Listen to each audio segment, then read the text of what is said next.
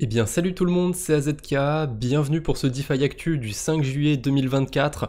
J'ai failli demander là au tout début de la vidéo, j'espère que vous allez bien. Bon, je pense qu'il y en a qui ont pas mal d'altcoins dans leur portefeuille et du coup j'ai déjà ma réponse. Mais pour les autres, bon, c'est une journée comme une autre sur le marché crypto, il y en a qui sont plus volatiles que d'autres. Je vais pas rester trop longtemps sur CoinGecko parce que j'aime pas trop faire la météo crypto, je trouve que ça a pas trop d'intérêt de commenter ah tel machin il a baissé, tel machin il a monté. On est sur des marchés financiers, ça monte, ça baisse tous les jours, enfin c'est le principe, j'ai envie de vous dire. Donc oui, des fois ça baisse un peu plus, ça monte un peu plus, c'est comme ça. Il y a quelques news qui vont un petit peu dans ce sens, qui sont négatives. Honnêtement, je trouve que le marché surréagit un petit peu à ça. Je sais pas trop comment l'interpréter. Est-ce qu'on est déjà rentré dans un bear market? Est-ce que c'est le moment parfait pour buy the dip? C'est compliqué, parce que quand on regarde Bitcoin et Ether, ils ont pas baissé tant que ça. Bitcoin, il doit être sur un moins 30% depuis son ATH. Par contre, les alts, commence à y en avoir une paire qui sont à moins 80, moins 90%.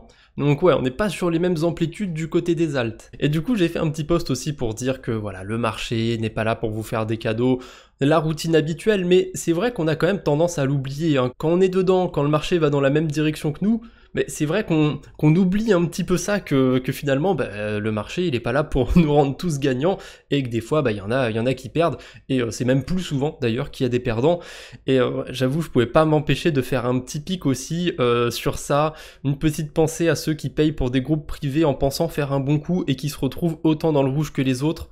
Voilà, c'est impossible de faire des statistiques là-dessus, mais je pourrais parier honnêtement qu'il y a plus de gens dans le négatif sur les groupes de trading privé machin truc. Bref, je pouvais pas m'en empêcher, j'aime bien faire des petits pics là-dessus, mais c'est pas méchant, c'est gentil comme tout. Allez, là on passe dans les choses qui sont un peu moins gentilles, enfin ça dépend du point de vue, parce que ceux qui vont récupérer leur bitcoin, autant vous dire qu'ils sont plutôt contents. Donc on a MTGOX qui transfère 47 000 bitcoins d'une valeur de 2,7 milliards de dollars vers une nouvelle adresse de portefeuille dans le cadre d'un plan visant à commencer à rembourser ses créanciers. Ça fait littéralement des mois, même des années qu'on en parle, je parle en général, parce que ça fait même pas un an que j'ai lancé les DeFi Actu, mais vous avez compris l'idée, c'est pas nouveau cette pression vendeuse qui devrait arriver du côté de MTGOX, et au total, je sais plus, il y a un truc comme 150 000 bitcoins, donc à peu près le triple de ça, même pas 10 milliards de dollars de bitcoin.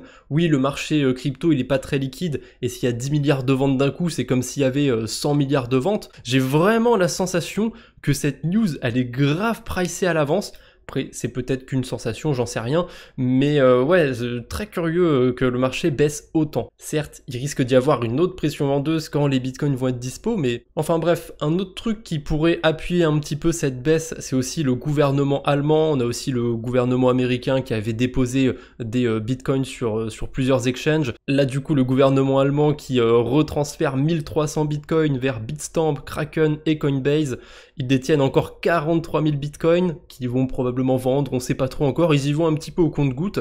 Et j'ai trouvé une news assez intéressante par rapport à tout ça. Il y a une députée allemande, Johanna Cotard, son nom il me dit quelque chose, mais je saurais pas trop dire d'où.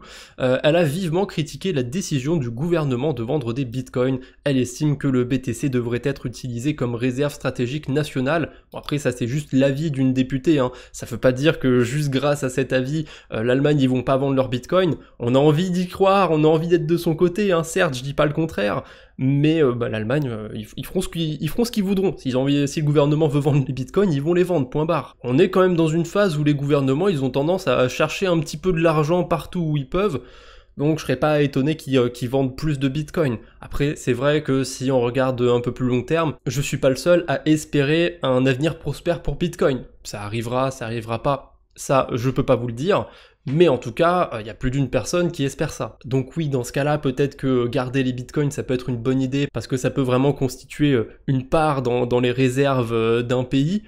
Mais à court terme, les pays voient pas spécialement ça. Donc honnêtement, j'en pense pas grand-chose de toute cette affaire avec l'Allemagne, qui vendent pas, peu importe.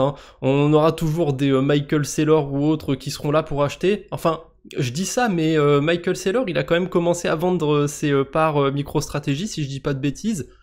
Ouais, je sais pas trop, je le sens moyen le move de MicroStrategy en ce moment. Faudrait voir s'ils sont toujours en positif sur leur BTC. Je pense qu'ils sont encore dans le positif, mais faudrait quand même vérifier. Allez, on enchaîne. On va parler d'un truc un peu chiant, là je vous préviens, vous pouvez passer si ça vous intéresse pas, mais je vais vous parler d'Oracle. Alors on va pas en parler techniquement ou quoi que ce soit, mais c'est une sensation de ma part. J'ai remarqué qu'il y avait pas mal d'oracles récents, pas mal de nouveaux oracles qui se lançaient. Là il y a Chronicle que je connaissais pas du tout, j'ai vu qu'ils ont été repostés par Zcasting, je me suis dit tiens, je connaissais pas cet oracle. En ce moment on a ceux qui spéculent sur les airdrops, il y a Redstone qui est un oracle et ils ont même lancé un layer 2 sur la OP stack. Donc on a pas mal d'oracles qui arrivent en ce moment, et les oracles c'est primordial sur la DeFi. Ça permet d'avoir des informations sur la blockchain, typiquement des cas d'utilisation réels, ça va être pour des paris sportifs, pour des plateformes de trading, pour des protocoles de prêt et d'emprunt. C'est vraiment très utile pour l'instant les oracles. On commence à avoir des protocoles qui existent et qui fonctionnent sans oracle, mais bon honnêtement c'est pas encore trop ça, même si j'aime bien TimeSwap par exemple. Et il y a un truc dont personne ne parle, la catastrophe qui pourrait arriver, quand on imagine une catastrophe qui pourrait arriver sur la DeFi, systématiquement on va vous parler du restaking ou quoi que ce soit. J'ai la sensation que ça va venir d'autre part, je pense que ça pourrait clairement arriver au niveau des oracles. Parce que, qu'est-ce qui se passe quand on a plein de petits oracles comme ça? Eh ben, il y a des chances qu'ils soient plus facilement manipulables, on va dire, qu'ils puissent apporter de fausses informations. Et s'il y a un oracle qui commence à merder et que cet oracle est utilisé par plusieurs gros protocoles, ça peut enchaîner des liquidations en cascade, des problèmes en cascade, etc. Donc, à mon avis, s'il y a un risque systémique sur la DeFi, c'est plus cette montée d'oracles, il y en a de plus en plus, et d'un côté c'est cool qu'il y ait plusieurs oracles, parce que s'il y en a qu'un qui a le monopole, ils peuvent aussi manipuler les cours, faire dire un petit peu ce qu'ils veulent. Si on en a plusieurs, s'il y a plusieurs acteurs, il y a cette sorte de concurrence, et du coup c'est positif. Mais s'il y a trop d'oracles, bah ça va faire un petit peu comme quand il y a trop de forks de Bitcoin. Bon, ça c'est une époque que j'ai pas connue, mais au début on avait Bitcoin, ensuite on avait Litecoin, etc. Il y a plein de forks qui sont apparus. Le souci quand on fork plein de blockchains comme ça, eh ben on peut pas avoir le même niveau de sécurité sur chacune de ces blockchains. Et sur les blockchains en proof of work, il y a la fameuse attaque des 51%, et du coup moins un réseau est sécurisé et plus il est facilement attaquable. Pour les oracles, je sais pas exactement si ça fonctionne de la même manière, mais je pense que on peut transposer un petit peu cette idée de l'attaque 51%. Bah, plus il y a d'oracles, plus ce sera compliqué entre guillemets pour un oracle d'être bien sécurisé. Il y aura toujours 2-3 exceptions, je pense, comme Chainlink, mais voilà, est-ce que les petits oracles ils vont pouvoir être aussi sécures? Je sais pas, honnêtement c'est compliqué. Et il y a un autre petit point, je l'ai pas mis dans les news ou quoi que ce soit, mais il y a un autre petit point aussi qui m'inquiète, c'est les protocoles comme Solve, j'en ai vu 2-3 mais j'ai plus les noms, qui permettent d'avoir du Bitcoin qui génère du yield. Ça aussi je le regarde quand même avec un œil un petit peu hésitant. Je sais pas trop, je sens que s'il y a un problème ça pourrait arriver aussi de là et pas nécessairement du restaking. Par contre, s'il y a un problème d'oracle, ça peut être autour du prix d'un Ether staké et du coup avoir plus tard des répercussions sur le staking, le restaking, machin truc. Les oracles c'est tellement implanté au cœur de la finance décentralisée que si on a un problème à ce niveau-là, ça peut faire péter vraiment plein de choses. Donc clairement pour moi c'est à surveiller ce qui se passe autour des oracles et voilà, pas grand chose de plus à en dire, je pense que j'ai bien digressé. N'hésitez pas à me dire aussi en commentaire si vous êtes de mon avis, si vous n'êtes pas d'accord avec moi, si ma comparaison avec l'attaque des 51% est complètement incohérente avec le principe des oracles. Voilà, c'est vraiment quelque chose qui m'a traversé l'esprit ce matin et je voulais faire un point dessus, je trouvais ça assez intéressant, assez important. On n'a pas eu de hack depuis le dernier DeFi Actu, donc pour le coup, plutôt bonne nouvelle. Par contre, on n'a pas eu énormément de levées de fonds intéressantes. Alors, il s'est passé que 2 jours, donc ça va, c'est pas très grave. En revanche, on a quand même MetaMask qui a fait l'acquisition de WalletGuard, et ça c'est pas rien. WalletGuard c'est une extension qui fonctionne comme Pocket Universe dont j'ai parlé il y a pas très longtemps, et ça vous permet de simuler vos transactions, de rajouter en fait un petit peu plus de sécurité quand vous utilisez la DeFi. Et ces extensions c'est très bien pour MetaMask, il y a des wallets qui en ont pas besoin comme Rabby parce qu'ils intègrent directement ce genre de protection. Là, voir que MetaMask, enfin la boîte derrière MetaMask, un Consensus, acquiert WalletGuard, c'est une très bonne nouvelle pour MetaMask. Parce qu'à mon avis, ça veut dire qu'ils vont vouloir implanter nativement des simulations de transactions sur MetaMask. Et franchement, c'est une très bonne idée, parce que les extensions comme Pocket Universe, comme WalletGuard, c'est cool, ça apporte de la protection supplémentaire. Le souci, c'est que c'est un pop-up différent, ça ouvre un premier pop-up pour simuler, ensuite le deuxième pour passer la transaction, c'est un petit peu chiant. L'avantage qu'il y a sur Rabby, du coup, c'est que comme eux, ils simulent eux-mêmes les transactions, et ben quand on veut signer notre transaction, on a la simulation et on peut signer la transaction en même temps. C'est le même pop-up. Donc c'est clairement moins chiant à utiliser. Là, honnêtement, si MetaMask ne fait pas pareil, je comprends pas pourquoi ils ont acquéri WalletGuard. Donc à mon avis, il va bientôt y avoir une grosse mise à jour du côté de MetaMask. En tout cas, je parie là-dessus. On verra bien. Je pense pas réutiliser MetaMask, honnêtement. Je suis bien sur Rabby, ça fonctionne très bien. Mais c'est quand même quelque chose qui manque du côté de MetaMask. Donc je demande à voir.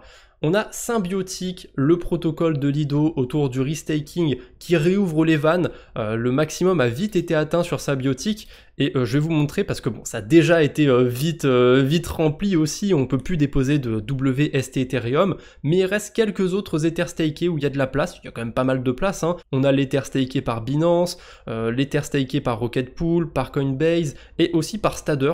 Un petit peu sous-coté honnêtement celui de Stader. Après j'ai peut-être un biais parce que j'aime bien le protocole. En tout cas voilà, si vous voulez vous intéresser un petit peu à Symbiotic, bon il n'y aura pas l'Ether de Lido ou de Mental, mais il y en a quand même d'autres qui existent. Celui de Coinbase il est pas mal, celui de Stader je l'aime bien, celui de Binance je suis pas un grand fan, Rocket Pool c'est bien aussi. Donc pour ceux qui voulaient s'y intéresser, il y a un peu de place. À mon avis, il n'y a pas besoin de courir pour ajouter des liquidités. Ça fait quasiment 2 jours que les montants maximum ont été augmentés. Pour ceux que ça intéresse, je vous mettrai le lien du protocole dans la description. Et petit rappel quand même autour du restaking. Pourquoi ça tourne beaucoup autour de l'Ether et de l'Ether staké? C'est juste parce que ça permet d'immobiliser un token qui génère des intérêts. Techniquement, le restaking, ça pourrait marcher avec d'autres tokens qui génèrent pas d'intérêt, mais l'avantage et la raison pour laquelle il y a beaucoup de tokens stakés qui ont été choisis pour faire ça, c'est que ça permet de faire du yield supplémentaire et de sécuriser des réseaux. C'est plus vertueux. Il y a potentiellement plus de risques, c'est sûr, mais en tout cas, c'est le principe, c'est pour ça que ça a été choisi.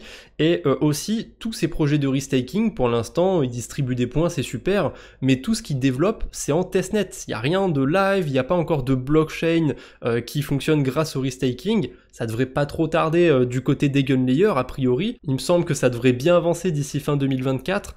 Symbiotic, j'en ai aucune idée. J'ai pas été voir leur roadmap pour être honnête, je sais pas quand est-ce qu'ils comptent lancer leur mainnet, s'ils l'ont dit même. Mais c'est quand même quelque chose d'important. Pour l'instant, c'est juste de la spéculation autour de ces projets. Il y a beaucoup d'engouement, mais concrètement, derrière, pour l'instant, il n'y a pas grand-chose de tangible. À part éventuellement des points et des airdrops qu'on peut aller farmer. On enchaîne avec Aptos qui lance Aptos Connect. C'est exactement la même chose qu'il y a du côté de Coinbase Wallet. Quand on va sur des protocoles sur Base, Optimism et d'autres blockchains de l'écosystème OPStack, vous avez peut-être remarqué, mais on a des petits boutons créer un wallet directement avec Coinbase. Et ben Aptos maintenant ils font la même chose. On peut directement se créer un wallet avec un compte Google.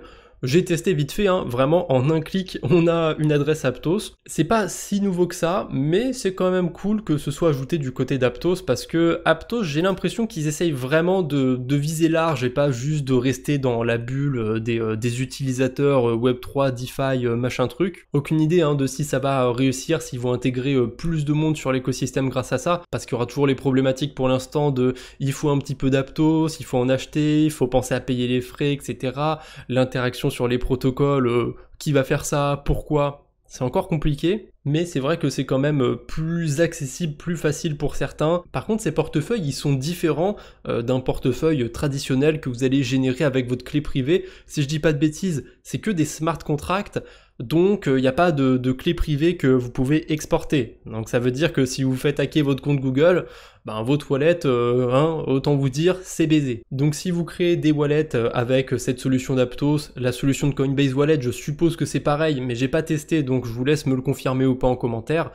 Pensez quand même à avoir des mots de passe assez robustes sur vos comptes Google ou autres, on sait jamais. Une petite news du côté de Scroll, la mise à jour Curie est maintenant disponible sur Scroll. L'objectif de cette mise à jour, c'était de baisser les frais de transaction sur Scroll. Il nous parle d'un divisé par 2.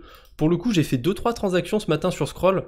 J'ai pas vu la différence, je trouve que c'est toujours aussi cher, donc je sais pas si techniquement il y a vraiment une différence, et en plus, je regarde le prix en dollars sur le wallet Rabi. Vu que l'Ether a baissé depuis hier, je sais vraiment pas si ça a eu un impact. Après, vu qu'il y a eu du mouvement sur le marché, il y a peut-être plus de gens qui passent des transactions et ça a fait peut-être un peu pumper les frais de transaction. Faudrait attendre quand même 2-3 jours pour voir si c'est vraiment moins cher sur Scroll. Mais Scroll, mine de rien, même s'il y a le IP 48-44, même s'il y a eu cette réduction de frais, ça reste quand même un des layer 2 les plus chers, hein. Ce matin, j'ai passé une transaction à 40 centimes quand même. C'est pas les 2, 3, 5 dollars qu'on a connus sur les layer 2 il y a quelques mois encore. Mais quand même, ça rappelle pas les meilleures heures des layer 2, hein. Un projet qui commençait à se faire attendre, c'est DOP. Ils ont lancé leur token il y a quelques mois, si je dis pas de bêtises, et ils parlaient pas trop de leur token depuis. Alors c'était un petit peu spécial, c'est comme Eigenlayer, on pouvait claim le token, mais il n'était pas encore échangeable, il avait pas encore de valeur. Depuis aujourd'hui, si je dis pas de bêtises, ou peut-être hier, non c'est depuis hier, puisque les dépôts sont disponibles depuis le 4 juillet sur Bybit, mais depuis aujourd'hui, il est listé sur Bybit. Voilà, le token DOP est lancé. Si je dis pas de bêtises, la pré-sale du token était autour de 8 centimes pièce, et on va aller voir en direct son prix. C'est pas fameux du côté de DOP. Quand j'étais voir ce matin, il était à 2 centimes. Data ownership machin truc. Déjà je vois moins 14%, c'est pas bon signe. Ouais, il est à 1,3 centimes. C'est pas terrible pour un lancement du côté de DOP. Il est bien en dessous de son prix de pré-sale. Et il y a eu pas mal de rumeurs autour de scam de la part de DOP il y a pas très longtemps. Il y a même un compte qui s'appelait DOP Scam qui a été supprimé de Twitter. Je sais pas trop si c'est le gars qui a supprimé son compte ou s'il s'est fait sauter. Mais un petit peu curieux ce lancement de DOP. Bon, c'est comme ça, hein, ça peut pas marcher à tous les coups. Ah, Rabi, je vous ai parlé en bien de Rabi tout à l'heure, hein. Il faut quand même que je leur mette une petite cartouche parce qu'ils ont fait un truc qui est pas cool du tout. Je suis pas le seul à l'avoir relayé. Rabi, ils nous ont implémenté des frais sur leur agrégateur, comme ça, en soum soum, ils en ont pas parlé, 0,25% de frais, certes c'est moins que Metamask, eux ils sont à quasiment 1%, c'est vraiment des fils d'up, hein, y a pas d'autre mot. 0,25% c'est pas énorme, mais c'est quand même mesquin de pas l'avoir dit. Je comprends qu'à long terme, ils peuvent pas garder des fonctionnalités gratuites tout le temps, il faut bien qu'ils mettent des petits frais par-ci par-là pour se payer. Mais c'est pas cool de pas en avoir parlé, Rabi. C'est pas bien du tout. Et pour le coup, maintenant, ça me donne plus du tout envie d'utiliser Rabi. Je crois qu'hier, j'avais fait un petit swap dessus parce que j'avais vraiment la flemme. C'est vrai que c'est pratique. C'était l'outil le plus pratique, hein. Ce qu'on avait sur Rabi, c'est en 2 clics, hop, je clique sur Rabi, je clique sur swap, je peux changer le token que je veux. C'est quand même vachement pratique. Mais bon, maintenant, obligé de passer par Jumper ou éventuellement aussi, et on me l'a dit dans les commentaires de ce post, par l'agrégateur de DeFi Llama. C'est vrai qu'il marche très bien l'agrégateur de DeFi Llama, je l'utilise moins souvent que Jumper, mais je l'utilise aussi de temps en temps. Et depuis hier, ils ont rajouté aussi l'agrégation des plateformes de prêt et d'emprunt. Alors c'est compliqué, qu'est-ce que c'est? En fait, ça permet de voir où est-ce qu'on peut emprunter le moins cher. Bon, quand j'ai fait ma petite simulation, ça a bugué ici autour des rendements, mais c'est pas très grave. J'ai vu 2-3 médias le relayer, c'est pas nouveau. C'est pas du tout nouveau, en fait, ça existait déjà sur le site de DeFi Llama.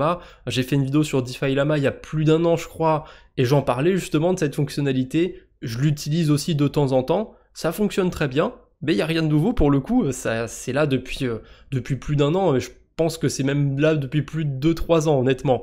Donc c'est cool, ça a du sens quand même qu'ils l'aient ajouté à leur agrégateur, et en faisant vite fait 2-3 simulations, je me suis rendu compte que ça fonctionnait un petit peu mieux sur l'agrégateur. Pourquoi ça fonctionne un peu mieux? Parce que quand on tape ETH ici, et qu'on veut emprunter des stabs par exemple, et qu'on fait la même chose du côté de DeFi Llama, et ben sur DeFi Llama, il me montre que des plateformes sur lesquelles je peux déposer de l'Ethereum, alors que sur l'agrégateur, il me montre aussi les versions stakées. Bon, ça peut être chiant si vraiment je veux que de l'Ethereum pur et dur, mais au moins, là, on a un panel un petit peu plus large de stratégies qu'on peut faire.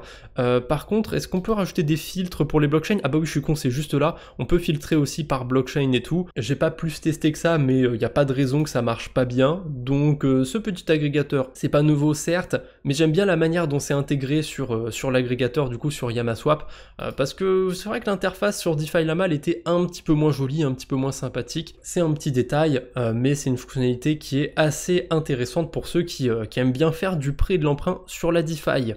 Ah, le petit point pigeonnage, le petit point cube, voilà, il faut qu'on se le dise. Bienvenue au cubiste anonyme. Oui, voilà, j'ai minté tous les cubes de l'infini, j'ai fait les petites quêtes à la con aussi. Vous êtes pas seul. Non, vous êtes pas les seuls, je suis là aussi, j'ai minté ces cubes, comme je l'ai écrit, je suis le pigeon que je pense être.